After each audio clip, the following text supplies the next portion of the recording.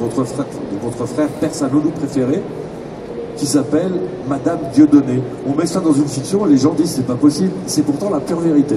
Alors c'était pas sa préférée, mais c'était effectivement notre nounou qu'on adorait, et donc voilà, elle s'appelait Madame Dieudonné. Je me suis dit, c'est hallucinant. On peut pas inventer ça, c'est impossible. Ouais. C'est marrant, j'ai failli le retirer, et puis je me suis dit, allez, ça aurait été dommage. Ah oui? Oui, parce que le hasard fait parfois très bien les choses. Non mais c'est vrai que Dieudo, avant de faire ses conneries, il était hyper drôle. Franchement, c'est un très bon comédien.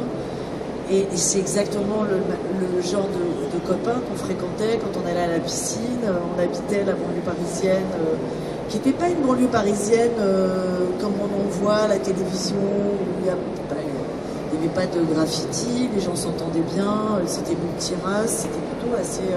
c'était un peu la campagne, la ville à la campagne. D'ailleurs, je décris beaucoup ces années 60 où en réalité on vivait beaucoup dehors. Nous les enfants, c'était vraiment joyeux.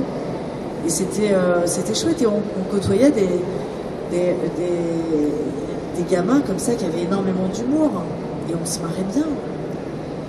Je sais pas ce qu'il leur a pris à tous les deux. Ils se sont montés le bourrichon. Je sais pas. Moi, ce que j'aimerais retirer de votre livre, parce que il est intéressant à lire, parce qu'on découvre effectivement cette famille Ça se passe dans les années 60. Oui, la bonne famille bourgeoise, un peu classique, alors avec effectivement les problèmes de violence du père, qui ont été quand même assez sérieux. Mais moi, ce que j'en retire, c'est que j'ai l'impression que votre frère vous manque, que vous aviez besoin de lui dire que vous êtes inquiète pour lui et pour les autres, mais que fondamentalement, et ça c'est peut-être l'écriture qui vous l'a amené, que fondamentalement vous l'aimez. Oui, je me suis jamais caché. Il me tape sur les nerfs parce qu'il est fatigant. Mais il me trouve fatigante par mon côté joyeux et positif. Je le trouve fatigant par son côté où il faut toujours qu'il se frite et qu'il abaisse les gens. Mais je pense qu'on ne se supporte pas, mais je pense qu'on s'aime. Et votre volonté, c'était, en écrivant ce livre aussi, de pouvoir le lui faire lire. Et je vois bien ce qu'il y a dans la démarche. Je pense qu'au fond de vous-même, comme vous êtes persuadé de ce que vous dites, vous aimeriez bien essayer de lui faire comprendre votre point de vue et peut-être de lui dire fais gaffe, peut-être tu prends des risques complètement fous. Ouais, arrête tes conneries, quoi. J'ai l'impression qu'il s'est piégé, qu'il a été dans la provocation, qu'il s'est piégé et qu'il ne peut plus revenir en arrière parce qu'il a peur d'être humilié une nouvelle fois. Et je pense qu'il en serait encore plus grand de dire bon, j'étais énervé pour telle et telle raison, mais en réalité, là, calmons le débat, quoi. C'est quoi votre attente? Qu'il vous donne un signe quelconque? Non, il m'en donne des signes, puisque... il y a eu un tweet pas génial, moi j'aimerais voilà. faire rire. Ouais. Mais il trouve que je serais le genre de nana à la Libération qui se ferait raser.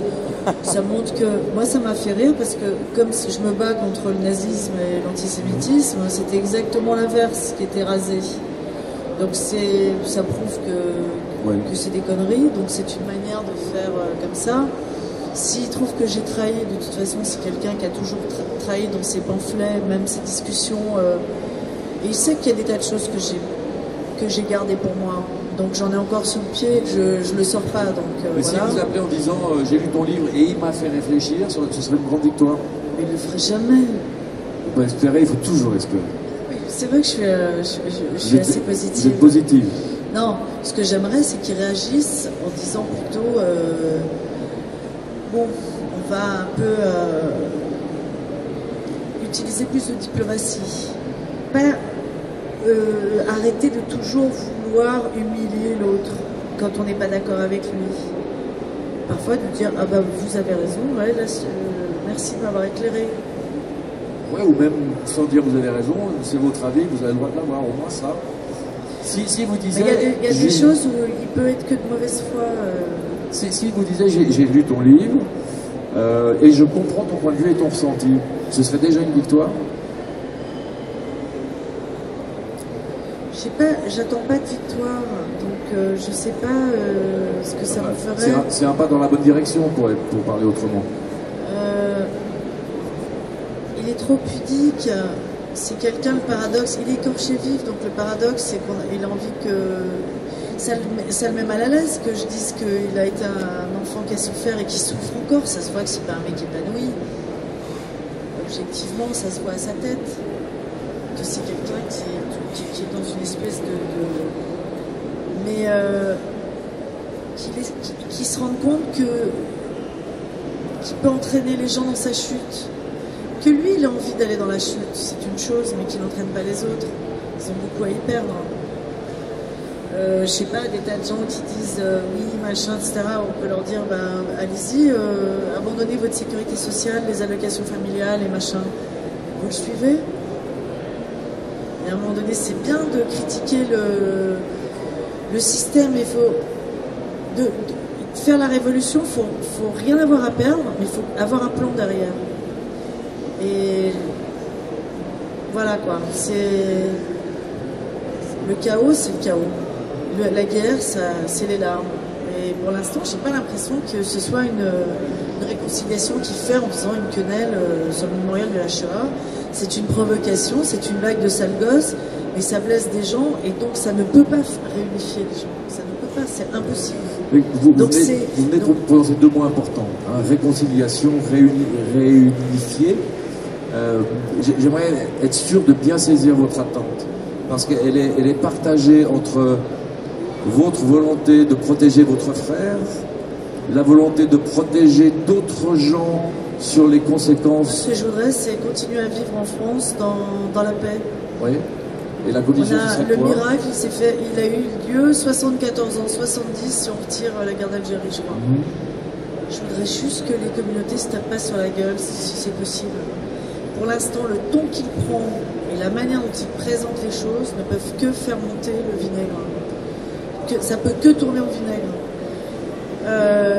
Du coup, chacun exagère. Notre ministre, d'un seul coup, il se mêle de ce qu'il ne regarde pas. Il interdit un spectacle, n'importe quoi, au lieu de se dire, bon bah écoutez, on va parler de ça, puisque visiblement... je suis en train de me demander si le problème principal de la France, c'est qu'elle ne sait plus parler.